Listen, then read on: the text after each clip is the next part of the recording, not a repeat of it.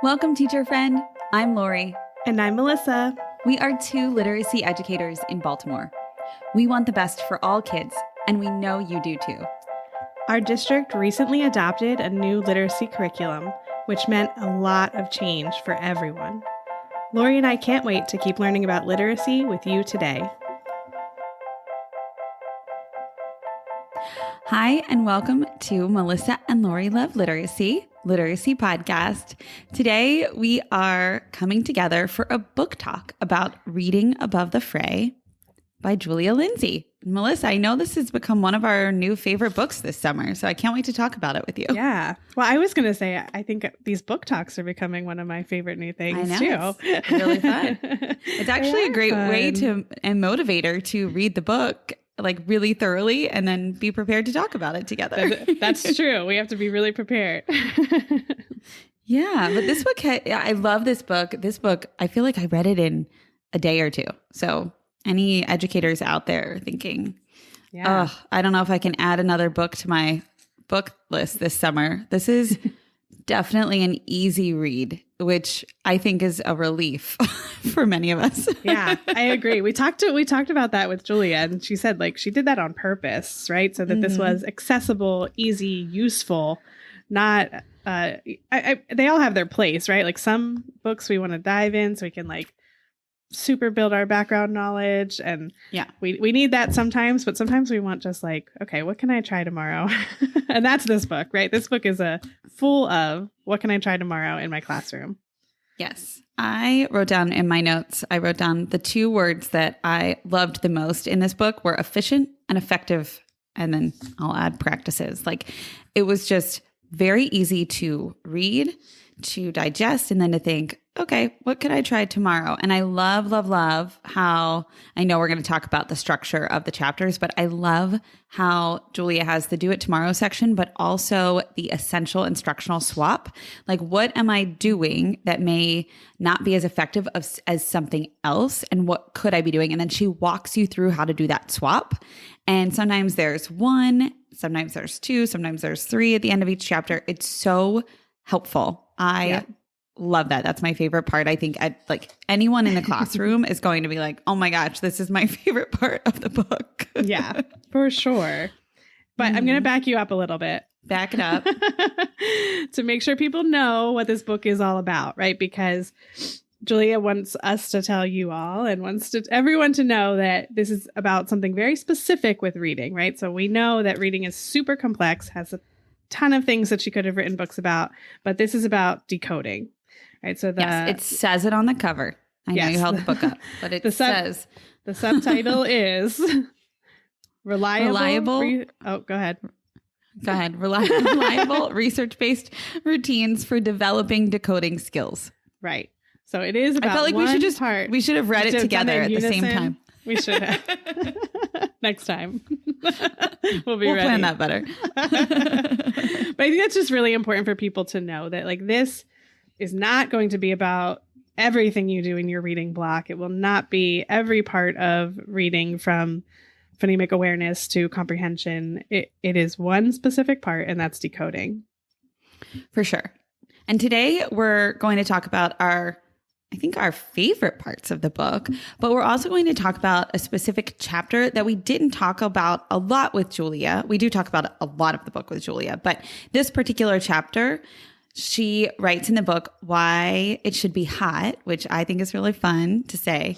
And she also, it's also really important and can be utilized in any grade. So that's why we chose this particular chapter to discuss. It's chapter 9, and we'll talk about it in a moment. But the tools and the practices that are shared in this chapter could be used in kindergarten, in 5th grade, in 9th grade, in 12th grade. It's so useful in any grade. So I think like the use case is why we chose this chapter in particular, as well as a couple of our other favorite parts that we just couldn't resist. Yeah. But before we dive into that, ran out of time with Julia because we talked to her for 5 hours. So we didn't get to talk to her about this one. I know. And before we dive in, Melissa, I do want to make sure we give an overview of the book. I know you said the focus is decoding, but should we give maybe the topics of each chapter? Yep. Yeah. I can walk through the topics. So Cool. I love the way it's set up because, I mean, she gives a really nice intro to what we just talked about, right? That this is just one part of reading, not all of it. So the first chapter is what are foundational skills and why are they important? And she really gives an overview of what reading is all about. Then she goes into chapter 2, which is more about what is decoding, right? And then she gets into each essential element, which is what I love, right? She has 5 elements. So the next 5 chapters are each of those elements. So oral language and vocabulary, print concepts, phonemic awareness, alphabet knowledge, and sound spelling knowledge. So she dives deep into each one of those elements. And then the last 3 chapters sort of bring things kind of together with chapter 8 is using the elements to decode words. So putting it all together. And then chapter 9 is adding the elements of chunking. So that's what we'll talk about today. And then chapter 10 is fluency and beyond, because decoding, you want to take decoding to lead to fluency. And so she does talk about fluency as well. Yeah. And I was so on the fence when I was reading this. I was like, should we talk on our book talk about chapter 9 with chunking or chapter 10, fluency and beyond? Because they both could be applied to any reader. But then I thought we have some really fantastic podcasts with fluency, but we don't have any that talk about chunking. And chunking is more than what I learned about chunking is it's more than just what you do in K2. And I thought that was incredibly important. And maybe others might need to learn about chunking too. So I thought it would be super fun to talk about chunking. And I'll be honest, the way I know chunking is a fun word. What I learned of what chunking was, because I in the older grades, was just like chunking text, meaning like taking a really long piece of text and maybe chunking it so that students were reading a shorter piece of text, which is probably an accurate definition of that word. I'm sure people use it that way, but that's not what we're talking about today. We'll get into what we are talking about, but chunking for decoding is a totally different thing. Yeah, for sure. Yeah. So I'm wondering if we dive into chapter 9 first and then pull back with some of our favorite parts for the finish. Is that good? Sure. Sounds good. Okay. So we're thinking about chunking, and I'll define it in a couple different ways that it was shared in chapter 9. So chunking is an extension of decoding, requiring all of the elements of decoding and more. It means dividing a word into parts that can be decoded. I think we naturally do that. And as teachers, at least, I think teachers are always like, okay, look at this word. Do you see any parts of it that we can say? And then chunking requires students to use their knowledge of syllables and morphology and their decoding skills. So those definitions, Melissa, what are you thinking as I'm reading those out loud? Well, it really struck me when you said, I think we do it naturally, because I was thinking like, I bet kids don't right at first, right? No, I'm sure they get really good at decoding single syllable words, right? And they're like, yeah, I got this down. And then they get hit with a word like remember. And it's like, oh my God, like, where do I even start with that? And I think it can be really daunting for kids that are learning how to read to know how do I break this word up, right? I don't even know where to start. And so that's where I think this chunking is really important, is to teach kids explicitly some strategies for how to break apart some of those longer words when they get to them. So they're not, I loved when it's, I don't know where it said it, but somewhere it said, she said that, the danger is that students will just skip over those words, right? Because they're like, that's just a tough one. I don't know how to sound that one out.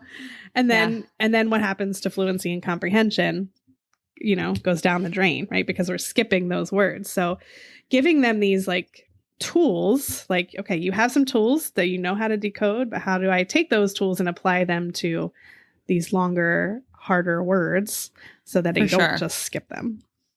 For sure. Yeah. And on page 133, I like, she gives, 132 and 133, she gives an example of chunking with, the book Captain Underpants, which is really fabulous. Fun. And I'm not going to go through the whole example, but I will say what the example illustrates that successful chunking requires. And that is knowledge of syllables and how to split words into chunks based on those syllables, knowledge of morphology and how to split words into chunks based on the morphemes, so like affixes and root words, the ability to decode the chunks, right? Because once we've got them chunked, then we have to decode those. Right. And then knowing when to apply that knowledge and use that skill. So knowing which words I need to chunk and which words I don't necessarily need to chunk, because I'm remembering teaching students how to chunk, and them, several students trying to use this strategy for like every word then they encountered. You're like, oh my goodness, no. Okay. So we're going to now have to teach when we do this versus when we don't do this, and give some guideposts, not hard and fast rules, but guideposts so that students can then go into knowing or learning to apply when to do this and when to not do this. So I'm going to ask you some questions about this. I totally get that for morphology, and I'll explain a little. I think because I'm secondary, right? That makes so much sense to me. Because we know that it's not always, and Julie actually points this out, right? That if a part of a word doesn't actually have a helpful meaning, which is what morphology is all about, right? That, you see the word remember, that means again, great. We know that's a prefix. We see it all the time. It has some meaning to it, but other parts of that word might not, right? And you don't want to take so much time thinking what does mem mean? It might not, the English language doesn't necessarily always work that way. Not every part of every word can be broken out with a meaning, right? So you want to be careful of when you use that and when you don't. I'm wondering about syllables. When would, I loved your example of a student that did it for every word. How would you tell that student, if they're struggling with all those words, when would they use it and when would they not? That's a really good question. And I am going to refer to my book here on page 134. Because I mean, honestly, I wish I had this book when I was teaching. Because I don't think I explained it as eloquently as Julia Lindsay does in this book, in this cool graphic on page 134. So it talks about applying decoding and its elements. And it has two key parts in knowing when to do that. So the one is the morphology that you just talked about, Melissa. Mm-hmm. And then the other part are stable syllable patterns knowledge. So for example, thinking about compound words, thinking about VCCV type words. Then you would chunk to apply your knowledge about syllables, parts of words, and morphology to read. So I don't think that it's actually separate. I think you're doing it at the same time, but you might be teaching it explicitly, pre-teaching, not at the same time. You're not going to teach those things necessarily together. You also might. Does that make sense? You might break a word up and talk about a stable syllable pattern now, so that you can build their knowledge on that. For example, a compound word, but then you also might be talking about morphological awareness if it has to do with that. That's how I would see it, not being separate and being side by side. Oh, I totally agree with you. I see it. Okay. Maybe I didn't explain well. I totally see them both happening because, the word can have both, right? Remember is the example she gives, which is why we keep saying it, right? Because is a really good one for morphology, right? And then member is really great for breaking it up into those syllables, member, right? Yeah. So that's really... So you would want to use both, right? And that makes a lot of sense. My question was more, if when you get to would you always tell students you're not always going to use morphology because not all words are going to have something that can help them or that they know, right? That's the other key, is that something they know their knowledge, about the knowledge of what the word parts mean. But you can always break a word up into syllables, right? That's what my question was. Is there a time when you would not use syllables, or how that with or breaking it up into syllables would not be helpful? I don't think so, but I'm not sure. That's a very intricate question. I think we can email Julia and find out. I don't think so. That's a great question. Maybe anyone watching or listening could could help us out. I'm not sure. I don't think that there would be a time where it wouldn't be helpful, because I would think the syllabication would help us figure out the patterns in the word. Yeah. And like break it down to decode it, right?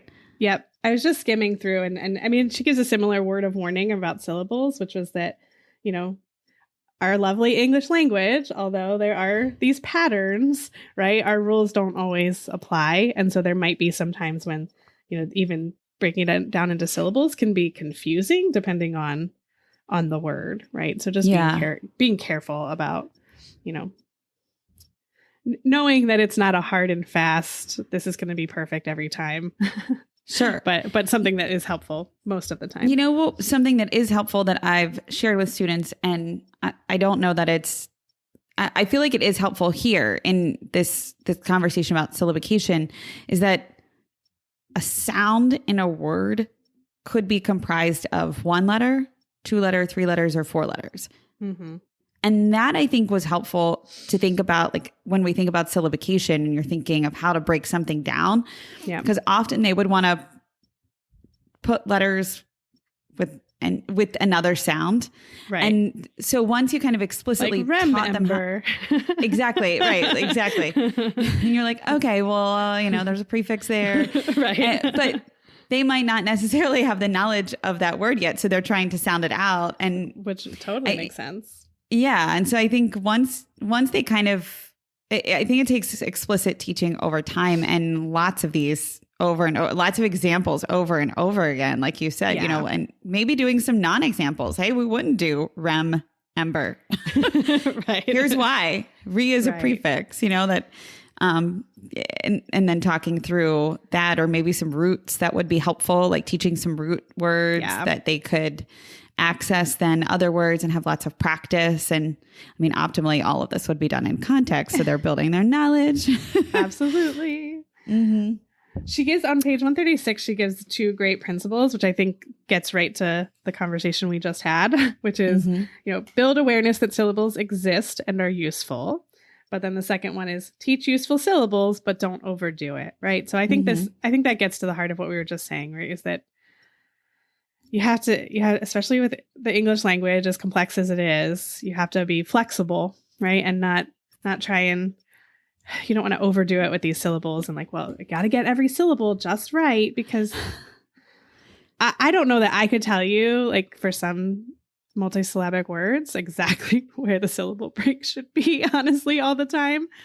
I mean, I know we could clap it out, but there are some words that could be confusing. Yes. Yeah. I think a lot of words could be confusing in our language. I agree. I like this kind of general rule. So to read compound words or multisyllabic words, encourage students to chunk based on the smaller words they see. Right. So if the syllable stuff isn't coming as easily to them, they could just chunk based on what smaller words do you see? That's a great, easy question. Yeah, especially for compound words, right? She talks about compound words, which is that's huge, right? Dishpan, bathtub. Those are like quick wins. Yeah. Yeah. And then look for those stable syllable patterns we can see. So, I mean, I think that like you said, be flexible with it. I think that's maybe our main takeaway here. Explicitly teach, but be flexible in that. Yeah. And don't get so caught up in it, right? Like, oh, this one's not working for this word. I'm literally looking at the word right now, sovereignty, and thinking like, man, what if a kid came to that word, right? Like, ooks. Right? So like that word might just be one we have to talk this out together, right? Because this is just a tough word. You're not going to find a smaller word in there.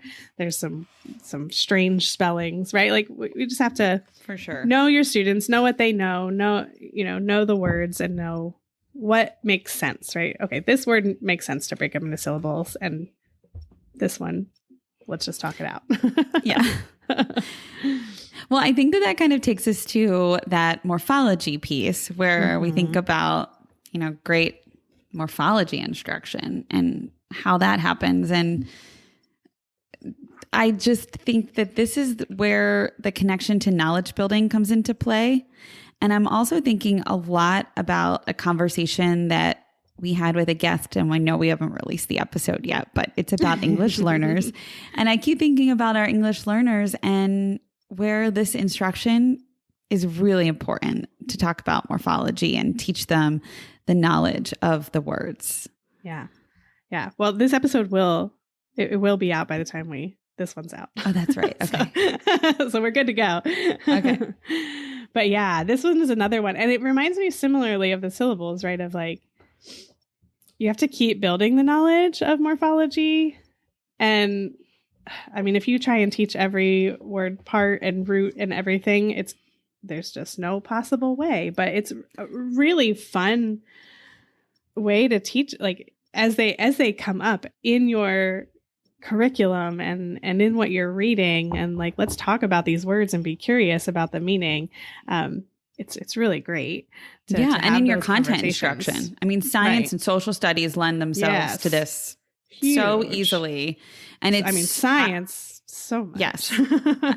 Honestly, these were some of the most joyful moments and the best memories as a teacher, because this is where for me at least, this is where kids had big ahas. They found so much joy in exploring words and taking them apart and learning, oh my gosh, this means this. And, I didn't know that before. Maybe I thought it meant this. And now I have a different understanding that's more accurate, that's going to help me better comprehend the text that we're reading or the experiment that we're doing in science class. So that's, I think, some of the joy of morphology. And I just think when we're thinking about older students, especially, it's really, it brings such great joy for students to be able to take apart words and put them back together. And they feel kind of like bosses doing that, Right.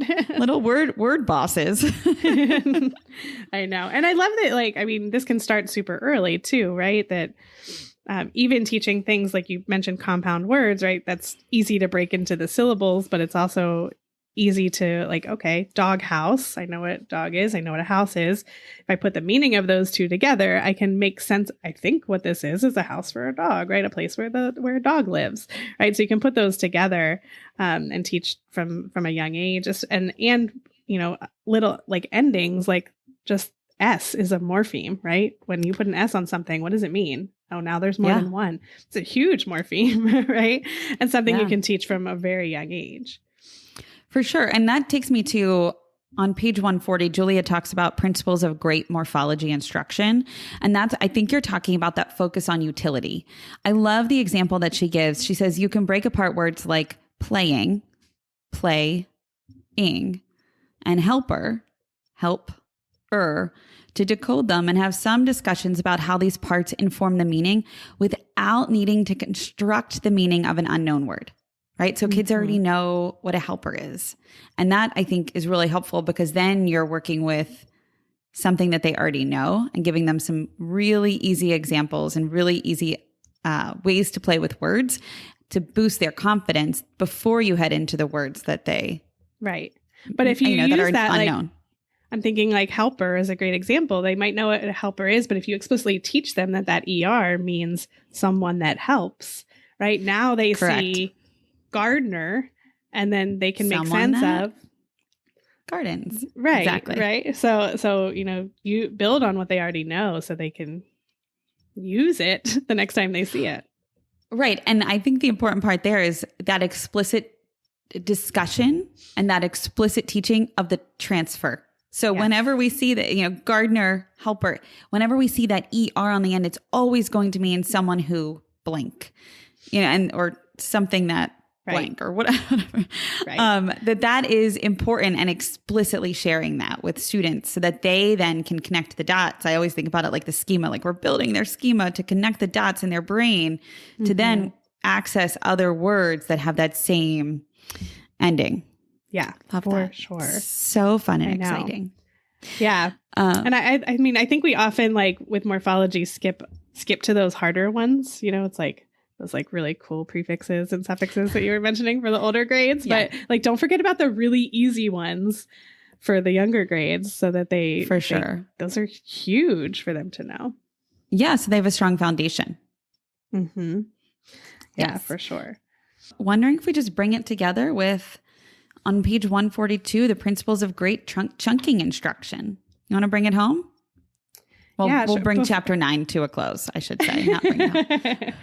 Before we get there, I just wanted to say that if anyone has listened to the podcast that we did with B-Slick, which are the Baltimore teachers that were working on improving fluency for older students, one of the things they did, if you remember, Lori, they had groups of students who, some of the groups, although they were, working on improving fluency, they knew they still needed some of this decoding support.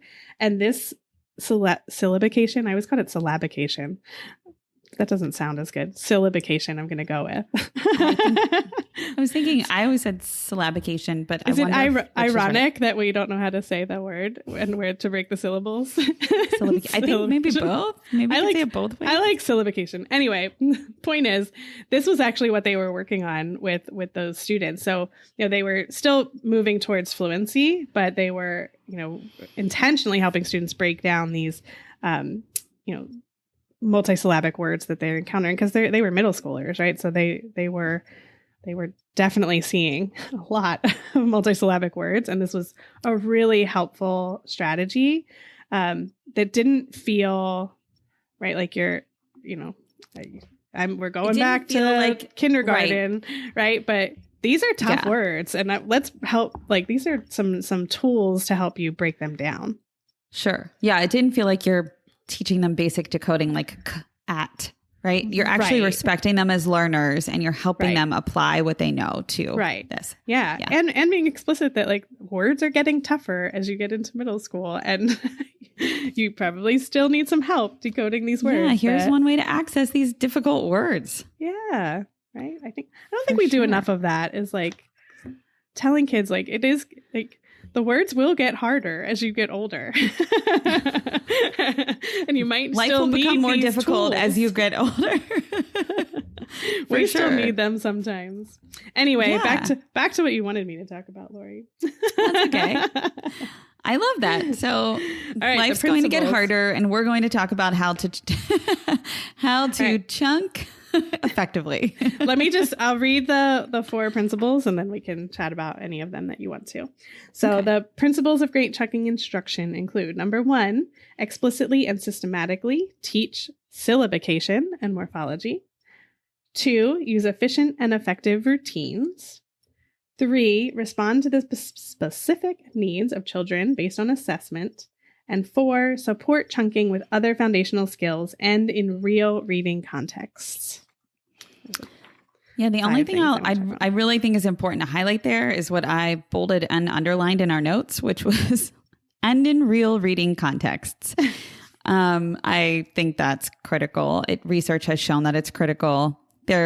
If we do a worksheet where we're having students identify that ER on the end of the word means this, and then, they just go down the list and add ER to every word, that's not going to stick as much as if they're reading a text that has the word helper in it, and we pause. And we've strategically as the teacher identified this word, right?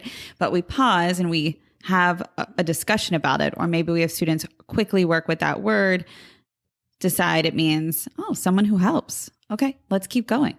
Mm-hmm. That's going to stick so much more and have the utility that Julia talks about in transfer of knowledge of that ER ending, of that remembering what that particular word means. And then if we have them do a worksheet where they're doing 20 examples. So I would say like a big takeaway for me is quality over quantity. Yeah. Which I feel like sometimes vocabulary is overwhelming and can feel like there's so many words to learn in the world.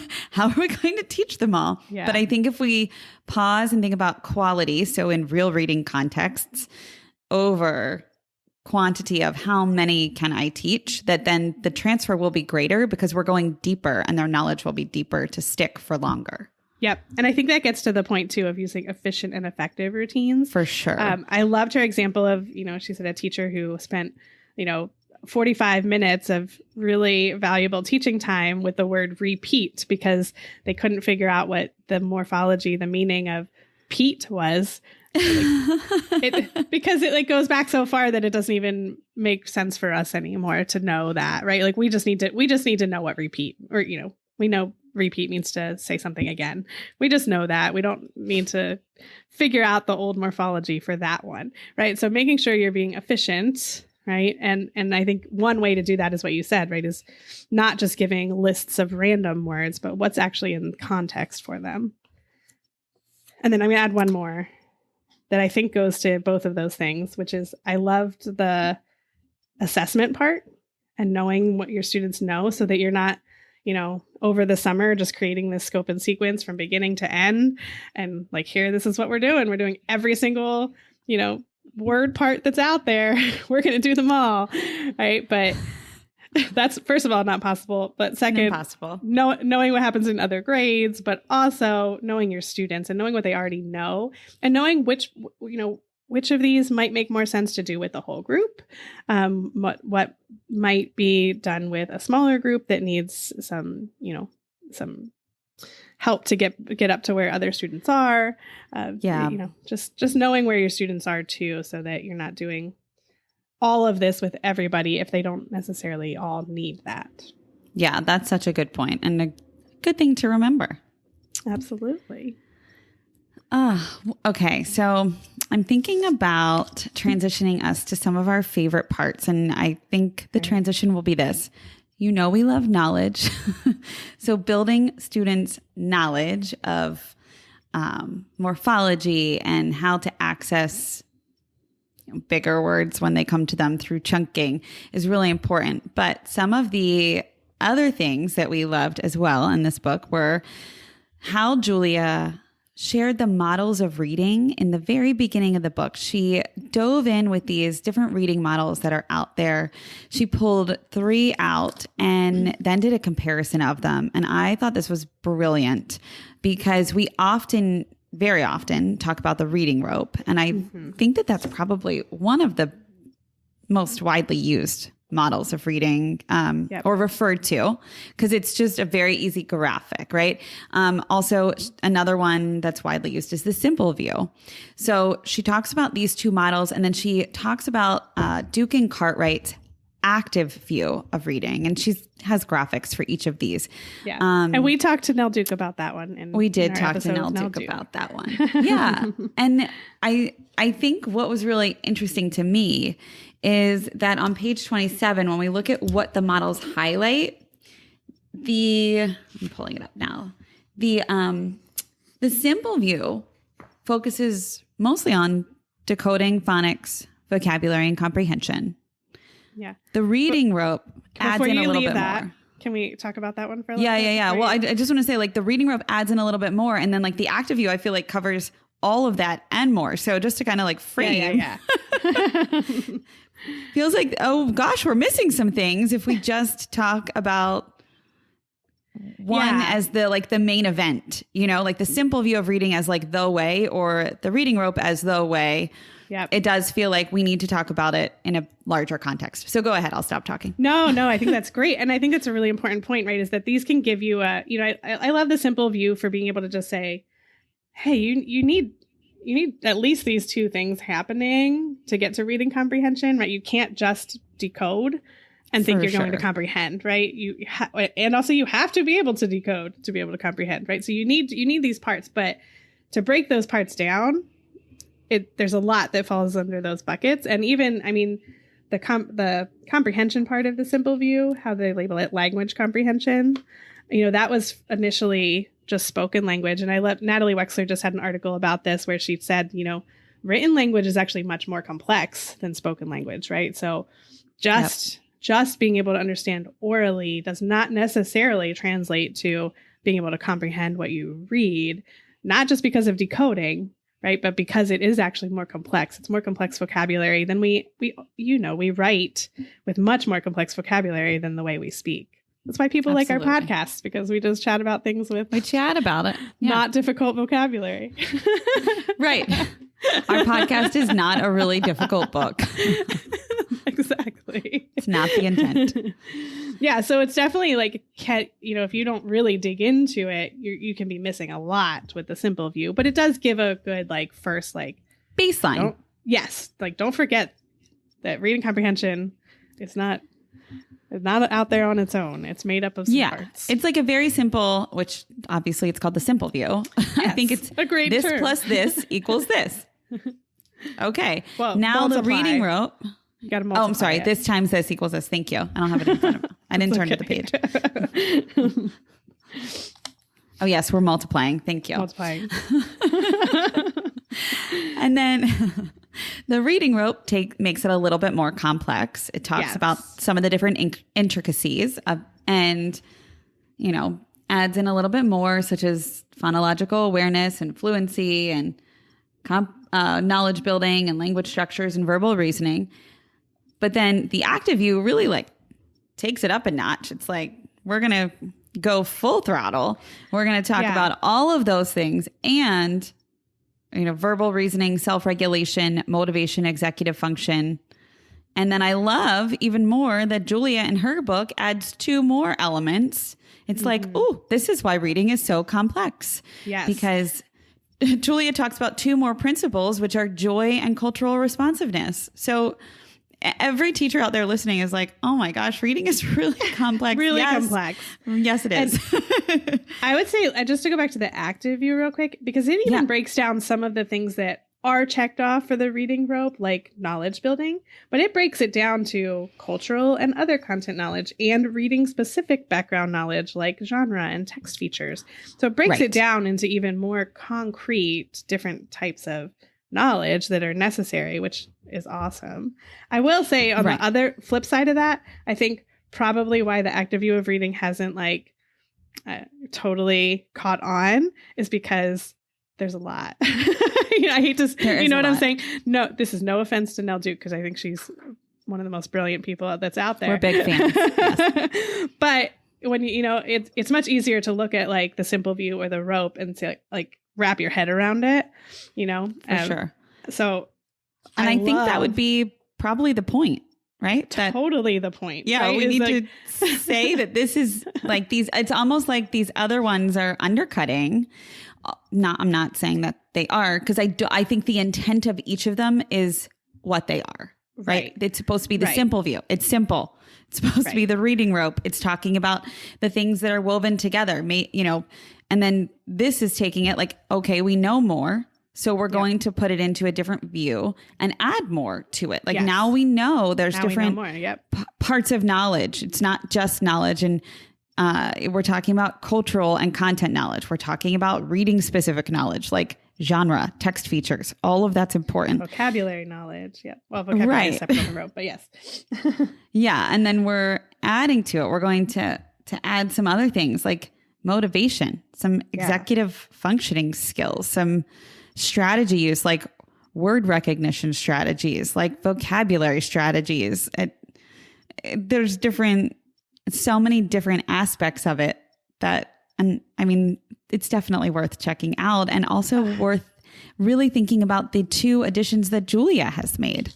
Yes. Yeah. Did you already say them? I don't want to say them again. I said joy and cultural responsiveness, but I didn't talk about them at all. Excellent. Joy is just a fun one because I think, well, it's not just a fun one, but it's an important one because, I think we often, especially people like Julia who love decoding and phonics, it's the backlash to it is always, well, you're going to make kids hate reading, right? Because that's not fun, right? Yeah. And she's saying just the opposite, right? Is you do want to bring joy to, even if it's even if they're only working on decoding, you still want to bring joy to those foundational skills, right? So that it is not just a slog and a thing that they don't enjoy doing. Right. And I think that's probably a misconception too, because they do. I've not had students who have not enjoyed it. And I know lots of teachers have said that their students do enjoy learning the letter sounds and how to put them together and blend. It is really joyous. And I loved Julia's examples that joy means, or could mean, playing favorite songs or reading your students' favorite books to learn more about particular letters or letter sounds. This one I think is really helpful for teachers. Pairing up friends to work together to build words containing particular spelling patterns. Right. And again, these are all examples, but so easy. I mean, and I think things we naturally do as teachers, celebrate small victories along the way. You know, I'm thinking about the podcast with Angie Hanlon where she had students come and ring a bell in her office and she had pom-poms and was like cheering them on. That's joy. Yeah. Celebrating those, those victories along the way. And that's what keeps kids going. Yeah, because when kids have those light bulb moments of being able to read a new word that they couldn't read before, that's huge, right? So make it a big deal so they know it is, right? So they know that was a huge accomplishment that they just made. Yeah, for sure. Yeah. And then cultural responsiveness. What is cultural responsive instruction? I want to actually read it directly from the book because I want to make sure that I say it right. Culturally responsive instruction is teaching in a way that recognizes and honors children's backgrounds and experiences as assets for learning. Teachers who practice it intentionally support and validate students' knowledge, language variations, and perspectives. And I think I wanted to make sure we read that as like an accurate definition. Mm-hmm. And then also that research shows that children comprehend and understand text more deeply when those texts include characters that match and topics that match their cultural background knowledge. So that's important to say too. Yeah. And because I know education is like a one or the other, black and white, I just want to make sure we say that, we also want to build their knowledge, right? So it doesn't mean one or the other. It doesn't mean every text that they read has to have characters that look just like them and be about something they know something about, right? But that they have both. They have some things where they can see themselves and then others where like this is something new and this is something you're going to learn about the world and is an opportunity to learn about something that you don't get to learn about because it's not in your immediate everyday. Exactly. It's what I like to call, and I've said it before to you, two things can be true. Two things can be true. We want both. Honor students' cultural responsiveness by using texts that are familiar that make them feel like the characters and the topics match their cultural background. Yeah. But then also, exactly. And then also expose them to things outside of that. And that is really important. That, I think all of us want students to have experiences within so that they can feel connected, and then outside so that we can expand their knowledge. Like we said, of the cultural and the content knowledge of those reading specific background knowledge. That's all important to expose in lots of different kinds of texts and lots of different kinds of topics and contents. Yeah. And I also I'm looking at, Julia also flat out says culturally responsive teaching is not necessarily her, decoding is what she knows all about, but she wanted to include it. She knows how important it is, but she also points you to a few other books that, where those people are experts in culturally responsive teaching. Well, the one I'm looking at is from Zaretta Hammond, Culturally Responsive Teaching in the Brain. And one of the things I loved about that book too, is it talks about what you talked about, but it also talks about what Julia talks about in this whole book, which is we also have to give students the tools so that they're able to access texts in the future on their own, to be able to read any book that they want to read in the future. Mm-hmm. And that's also culturally responsive teaching in a different way, but giving them the tools just so that there's an even playing field and they have what they need to be able to be successful. For sure. I think that's really important.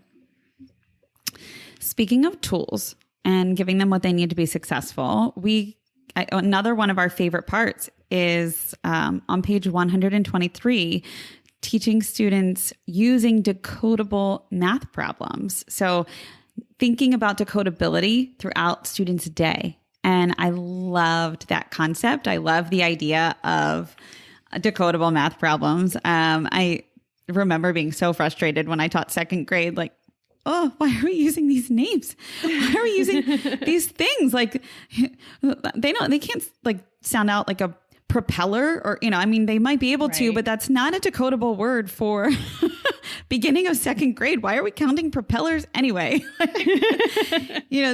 So I loved the instructional swap that she gave, which was less decoding for phonics instruction and more decoding for everyday reading. And part of that is math decodability. Yeah, that's a really good point. And just making sure what they're reading in those other content areas. I think math is easy because it's like, it could be anything. It doesn't have to be a propeller, right? You could, your examples could be literally anything. A hat. So like, yeah. Right. So make it something that the students will be able to decode. Might be a little trickier in science and social studies if you're introducing the, new vocabulary to students, but still being conscious of it so that, it's not, what's meant for fifth graders, but here we have second graders. For sure. Trying And to a read little it. teaser that we are exploring this as a podcast topic that is a standalone podcast. So we know that Eureka Math 2 paid a whole lot of attention to this and does have that decodability factor. So we want to make sure that we are talking about it and elevating it through literacy. Yeah. So get ready if you teach math too. Yeah.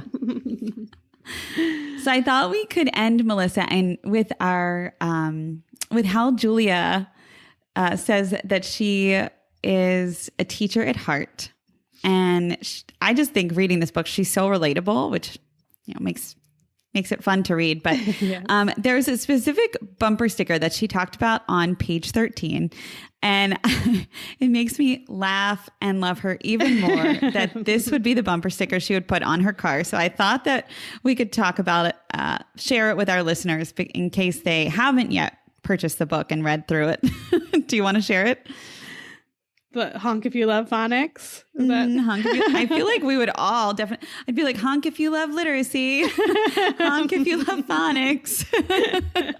Yes, she did say that she would proudly sport that on her car. Yes, and that I thought that was the perfect way to close out today's podcast, where we're talking about her focus in her book of developing decoding skills. I think we should make her one. And then we should also make one for our podcast. Honk if you love literacy. Yeah, for sure. Right? Yeah, let's do it. That's a great idea now that we're talking. I don't know how to make Julia, bumper for the stickers. idea. I don't know. We'll figure it out. We figured out how to do a podcast. We'll figure out how to make a bumper sticker. I'm so glad Julia gave us this inspiration. Thank you, Absolutely. Julia. For sure. Well, thanks, Melissa, for having this important conversation about Julia's book, Reading Above the Fray. And this book talk was not only fun, but also very cool to think about decoding as something that happens at any age or any grade level that we can use. Yeah, because we know students still need to decode new words forever. I still need it sometimes, right? Yeah. So and that chunking strategy is one really, really easy way to implement it for, I think, not only primary teachers, but also beyond primary, our intermediate and our secondary teachers. So yeah, for sure. I can't wait to hear about how all of our listeners are using these skills. Yeah. I love it. And that's a really good point. To check in. I was going to say, I highly recommend this book, obviously, to any, K2 teachers that are explicitly working on decoding, of course. But I do think I would hate for teachers who are like third grade and above to say, oh, well, that's what they do in K2. I don't need to worry about it. I think this is a really good, I wish I had this to know, how to help students that are struggling readers, because it just gives so many really quick, easy things that you can work into what you're already doing and not make it feel like, oh, well, if I'm not an intervention teacher, I can't do this. So I highly recommend to all grade levels. I agree. Efficient and effective practices. Absolutely. All right. Well, enjoy the rest of your day, Melissa. We'll talk soon. You too. Bye. Bye. Thanks for listening, literacy lovers. We release a new podcast episode every Friday and share more resources in a newsletter on Tuesday. Sign up for our newsletter at literacypodcast.com. Each week, you'll receive important information, resources, and connected content. We're excited to create a space for community discussion about our podcast. We want to connect with our listeners and support you in answering your questions. But we also realize there are a lot of other educators out there who have great advice and experience too. Let's keep learning together in our Melissa and Lori Love Literacy Podcast Facebook group, and be sure to follow us on Instagram and Twitter. If the content in this episode helped you, share with a fellow educator and teacher friend. Our literacy lover community welcomes educators at every stage of their learning journey. We're so glad you're here to learn with us. The views and opinions expressed by the hosts and guests of the Melissa and Lori Love Literacy podcast in this episode are not necessarily the opinions of Great Minds PBC or its employees.